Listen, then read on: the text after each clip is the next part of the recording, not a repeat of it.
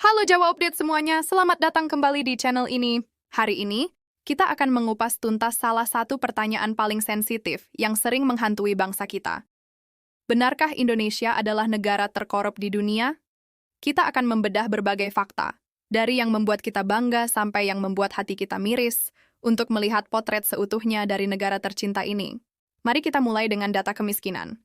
Menurut data BPS per September 2024, hanya sekitar 8,57% penduduk Indonesia yang dikategorikan miskin dengan standar penghasilan di bawah 600.000 per bulan.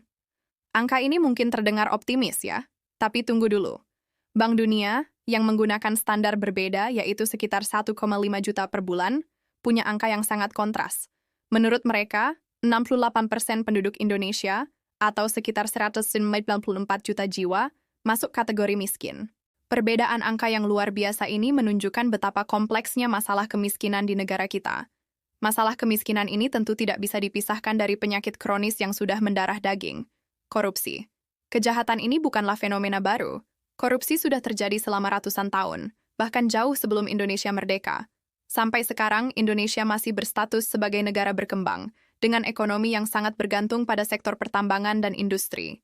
Dengan jumlah penduduk mencapai 282 juta jiwa, kita ini punya potensi yang luar biasa besar, tapi potensi itu seringkali terhambat oleh praktik-praktik gelap. Ironi yang paling mencolok bisa kita lihat di sektor pertanian. Bayangkan, 72% petani kita adalah petani gurem, yang hanya memiliki lahan antara 1/4 hingga setengah hektar. Dari kerja keras mereka membanting tulang, penghasilan bersih yang bisa dibawa pulang hanya sekitar 435.000 per bulan. Bagaimana mungkin negara agraris seperti kita membiarkan para pahlawan pangan hidup dalam kekurangan? Inilah salah satu alasan utama mengapa banyak lahan pertanian yang akhirnya beralih fungsi menjadi bangunan atau industri. Untuk memahami mengapa korupsi begitu mengakar kuat, kita harus mundur ke masa kolonial. Ambil contoh proyek Kerjaro di pembangunan Jalan Pantura yang digagas Daendels. Pemerintah kolonial sebetulnya sudah menyiapkan uang, beras, dan garam untuk upah para pekerja. Tapi apa yang terjadi? Para bupati saat itu secara sistematis mengkorupsi semua logistik tersebut. Akibatnya, para pekerja tidak dibayar, kelaparan, dan banyak yang tewas. Inilah cikal bakal korupsi struktural yang kita kenal. Contoh lain yang lebih kejam adalah tanam paksa. Kebijakan awalnya mewajibkan petani menanam komoditas ekspor di 1/5 lahan mereka. Tapi praktiknya di lapangan, korupsi terjadi berjenjang. Instruksi diubah oleh bupati menjadi 1/4, lalu Wedono mengubahnya lagi menjadi 1/3, sampai akhirnya kepala desa memaksa petani menanam komoditas ekspor di seluruh sawah mereka. Korupsi inilah yang menjadi penyebab utama kelaparan massal di Jawa pada masa itu. Warisan kelam ini sayangnya terus berlanjut hingga era modern. Transparansi Internasional bahkan pernah menobatkan mantan Presiden Soeharto sebagai kepala negara terkorup sepanjang sejarah pada tahun 2004. Bahkan baru-baru ini, mantan Presiden Jokowi masuk nominasi Kepala Negara Terkorup tahun 2024 versi OCCRP. Bukan karena korupsi uang pribadi, tetapi karena dianggap melemahkan lembaga peradilan demi kepentingan keluarganya. Selain korupsi, Indonesia juga menghadapi tantangan besar dalam kualitas sumber daya manusia. Menurut sebuah penelitian oleh Richard Lin dan David Becker, rata-rata IQ orang Indonesia hanya 78, Psikimap 9. Jauh di bawah rata-rata dunia yang berkisar antara 85 hingga 115. Ada 4 faktor utama yang diduga menjadi penyebabnya. Pertama, stunting atau kurang gizi kronis, yang dialami oleh 21,5% anak-anak Indonesia. Kondisi ini sangat menghambat perkembangan otak. Kedua, sistem pendidikan kita yang dianggap kompang-camping, dengan kurikulum yang sering berganti, kualitas guru yang tidak merata, dan materi pelajaran yang seringkali tidak relevan dengan kebutuhan zaman. Ketiga, ketimpangan ekonomi. Keluarga miskin sangat sulit untuk bisa mengakses pendidikan tinggi yang berkualitas. Dan keempat, durasi penggunaan ponsel.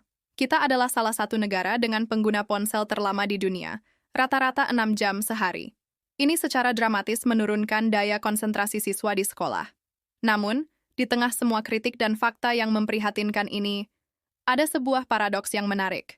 Keramahan masyarakat kita. Orang asing yang datang ke Indonesia hampir selalu memuji betapa ramahnya orang-orang kita. Tapi di sisi lain, di dunia maya, kita sering dicap sebagai netizen paling barbar di dunia, sangat jago melakukan perundungan di media sosial. sebuah dualisme karakter yang mencerminkan betapa kompleksnya bangsa kita ini. Meskipun begitu, hubungan baik dengan negara lain adalah salah satu aset terbesar kita. Mari kita lihat 10 negara yang dianggap sebagai sahabat karib atau Bestie Indonesia. Nomor 1, Rusia.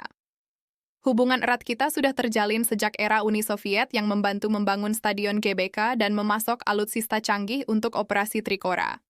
Kedua, Cina, yang saat ini menjadi mitra dagang terbesar dan investor terbesar kedua di Indonesia. Ketiga, ada Korea Utara. Kim Il-sung pernah berkunjung ke Indonesia, dan bunga anggrek Kim Il-sungia yang terkenal itu adalah pemberian dari Presiden Soekarno. Keempat, Belanda. Meskipun pernah menjajah kita, kini ada sekitar 1,7 juta keturunan Indonesia di sana, dan banyak pemain timnas naturalisasi kita berasal dari Belanda.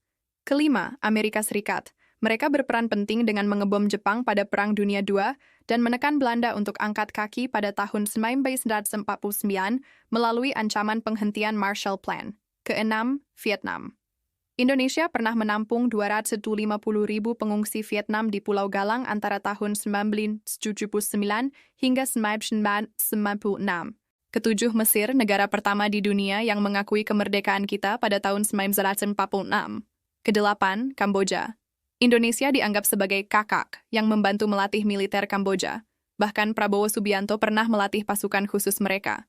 Kesembilan, Suriname, negara yang memiliki populasi keturunan Jawa terbesar di benua Amerika, hasil dari pekerja yang didatangkan Belanda di masa lalu. Dan kesepuluh, Thailand. Istana kerajaan Thailand yang megah itu ternyata dibangun oleh tukang-tukang dari Jawa pada tahun 1896, yang keturunannya kini tinggal di Kampung Jawa di Bangkok. Setelah membahas fakta-fakta yang cukup berat tadi, mari kita beralih ke sisi yang lebih indah dari Indonesia, yaitu wisatanya. Kami ingin mengajak Anda berkunjung ke Semarang, Jawa Tengah. Pertama, kita akan menjelajahi Lawang Sewu, gedung bersejarah yang dulunya kantor administrasi kereta api Belanda dan sempat menjadi penjara pada masa pendudukan Jepang. Kemudian, kita kunjungi Masjid Agung Jawa Tengah dengan payung hidroliknya yang ikonik, mirip seperti yang ada di Masjid Nabawi di Madinah.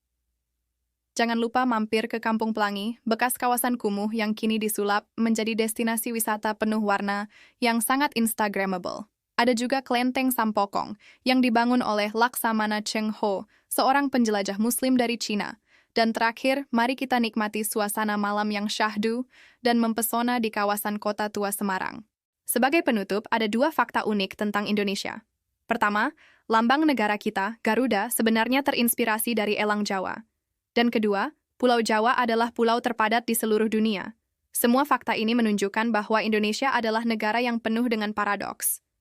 Sebuah negara yang menghadapi tantangan besar, namun di sisi lain menyimpan potensi, keindahan, dan sejarah yang tak tertandingi. Semoga kita semua bisa belajar dari sejarah dan bersama-sama bekerja untuk memperbaiki masa depan bangsa ini. Terima kasih sudah menonton, jangan lupa untuk like, komen, dan subscribe agar tidak ketinggalan video-video menarik lainnya. Sampai jumpa di video berikutnya.